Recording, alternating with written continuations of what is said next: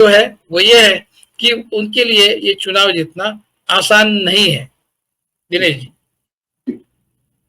मेरी जान जी आखिरी टिप्पणी, क्वेश्चन से पहले एक ऑब्जर्वेशन। पिछले 4-5 दिनों में एक शब्द का बहुत उपयोग किया जा रहा है, चुनाव आयोग ने भी कई बार कर दिया है। सोचिए क्यों? गर्मी बहुत बढ़ गई है, लोग गर्मी के कारण नहीं आ पा रहे हैं वोटिंग करने। तो क्या गर्मी को एक बहाना बनाया जा रहा है कि लोग बीमार ना पड़ जाएं? गडकरी बीमार पड़ गए, बेहोश हो गए, गर्मी के कारण बीमार हो गए। वह कारण क्या दिया है? बहुत गर्मी थी मंच पर इसलिए हो गए। ये गर्मी के कारण बार-बार चुनाव आयोग क्यों दे रहा है? ये गर्मी इस चुनाव के आलोक सरकार क्यों ये वर्ड यूज़ कर रही है लगातार? क्या पहले मई जून में क्या चुनाव नहीं हुए कभी? हुए हमेशा। लेकिन इसको यूज़ पहले नहीं किया गया, अब यूज़ किया जा रहा है। क्या गर्मी को भी एक प्रिटेक्स्ट बनाया जा सकता है चुनाव को पोस्टपोन करने के लिए? This is just a observation. दूसरी बात, जो बड़े कुछ धन्ना सेठों के जो मैसेज एक-दूसरे को जा रहे हैं, वो किस रूप में जा रहे हैं?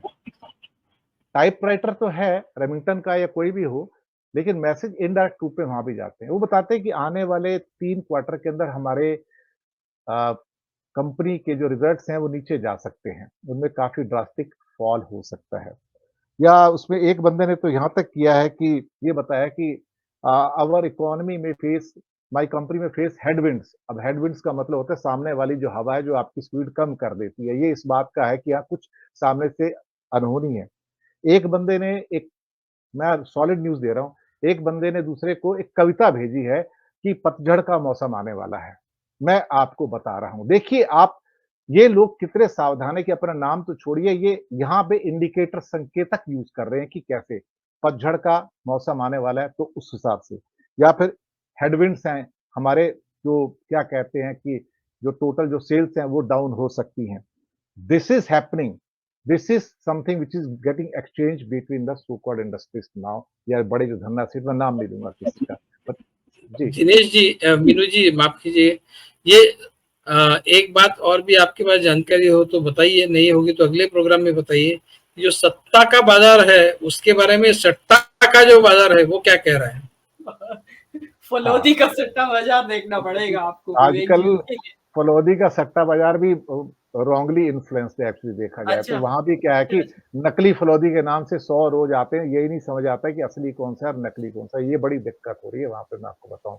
तो फलौदी के नाम से आपको रोज़ 100 प्रेडिक्शंस मिल जाएँगी, फलौदी ने आज ये कहा, आज ये कहा, आज ये कहा। तो you don't know what exactly is the real नहीं टर्मिनोलॉजी बॉम्बे में भी है फलौदी का कार्टेल तो मैं बॉम्बे बता रहा में हूँ। भी है। अभी फलौदी के नाम से बहुत कुछ हो रहा है। वो कहते हैं ना जैसे कोई एक पैकेट होता है, तो कोई एक पाउडर बिकना शुरू हो गया वॉशिंग पाउडर तो उसी एक ही नाम से पता लग रहा है, नकली भी हर शहर में उसी नाम से आ जाते हैं। असली भी बिक रहा है, नकली बिक रहा है। तो ये मैं आपकी टिप्पणी चाहूँगा, आखिरी टिप्पणी जो मैंने बताया कि जी, कहीं न जी, कहीं न कहीं जो अकुलाहट है उद्योगपतियों में, मैं किसी का नाम नहीं लूँगा, धन्ना सेठों में कि क्या है, हो सकता है आने वाले दिनों में भगोड़ों की संख्या बढ़ जाए और अचानक से आप देखें भारत छोड़कर जाने वाले लोगों की संख्या भी बढ़ जाए, जो यहाँ से देश छोड़कर जाना चाहते हैं। और अजीब-सी शांति है मैं आपको बताऊँ, उद्योगपतियों में एक ऐसी कब्रिस्तान की शांति है उनके अंदर मैं आपको बताऊँ। कोई कुछ नहीं बोल रहा है, इतने शांत हैं, इवन इनके जो समिट होते हैं ना छोटे-मोटे बीच के लीडरशिप समिट और ये समिट, वो सारे चुप हैं, वहाँ पे कि कोई एक व्यक्ति कुछ भी बोलने को तैयार नहीं है। ये स्थितियाँ हैं। जी, आखिरी टिप्पणी। जी, जी दिनेश वोरा जी आपने सही कहा कि वो एक इंग्लिश में है ना कहावत कि भाई coming events cast their shadows. तो यस, एलन मस्क ने जो अपना कैंसिल किया है विजिट, यस। तो वो एक बहुत बड़ा मैसेज है।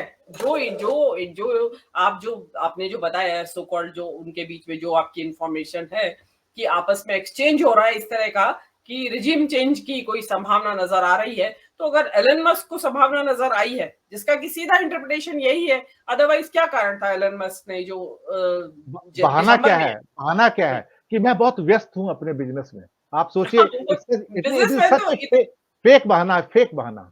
ये तो व्यस्त होते ही है, ये लोग बड़े बिजनेसमैन हैं, आप तो दुनिया का संभाल रखा है आपने, तो आप तो व्यस्त होंगी।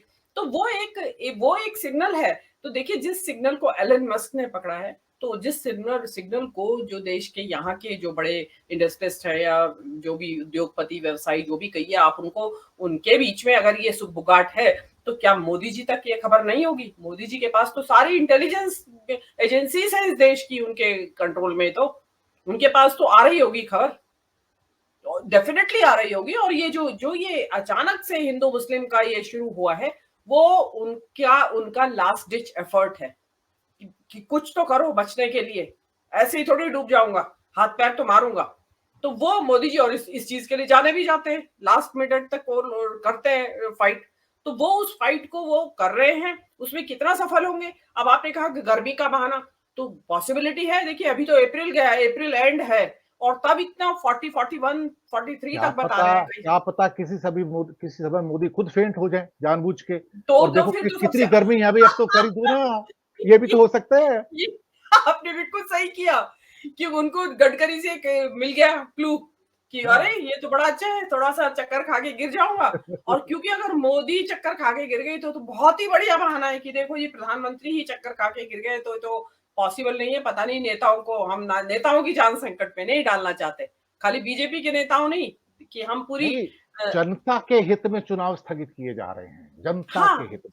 हाँ किए जा रहे हैं। तो बिल्कुल पॉसिबिलिटी है आपने जो बताया कि देखिए ये गर्मी का अंदाजा क्या मोदी को या चुनाव आयोग को पहले नहीं था। मैं चुनाव आयोग को तो मैं कहूंगी ही नहीं, मैं तो मोदी जी को कहूंगी कि गर्मी का अंदाजा पहले नहीं था। मेट डिपार्टमेंट के बहुत आ रहे हैं, आते हैं, उनके प्रेडिक्शंस आती रहती हैं वेदर को लेके कि भाई क्या क्या होगा। अब तो बहुत एक्यूरेट हो रही है मेट डिपार्टमेंट। क्या इनको पहले पता नहीं था कि कितनी गर्मी पड़ेगी? और अभी मई आएगा और जून, मई में तो पीक होती है गर्मी का।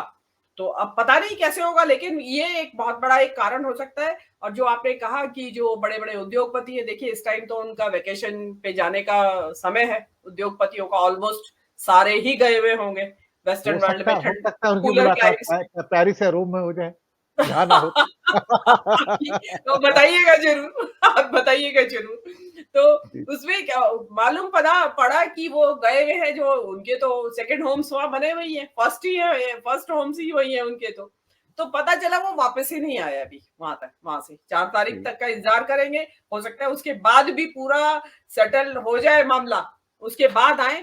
तो उसमें कोई हमें, जो हम स्पेकुलेट कर रहे हैं, ये संभावना भी बहुत प्रबल है। जी, जी। जी। इस मामले में एक और उद्योगपति थे जिन्होंने राहुल गांधी से मिलने की कोशिश की थी, और राहुल उनसे मिलने के लिए अपने बंगले में बाहर नहीं आए थे, वो सबको पता ही है। खैर, अ, ये उद्योगपति जो होते हैं ना, वो उड़ती चिड़िया के पर गिन लेते हैं कि समय बदल रहा है तो बदल जाओ भाई, पतझड़ आ गया, बसंत आ गया। तो इन्हीं शब्दों के साथ हम लेंगे दर्शक मित्रों आगे आपसे और भी जान जी। विवेक देशपांडे जी, बहुत-बहुत शुक्रिया आप सबका, आप आए। बहुत-बहुत धन्यवाद।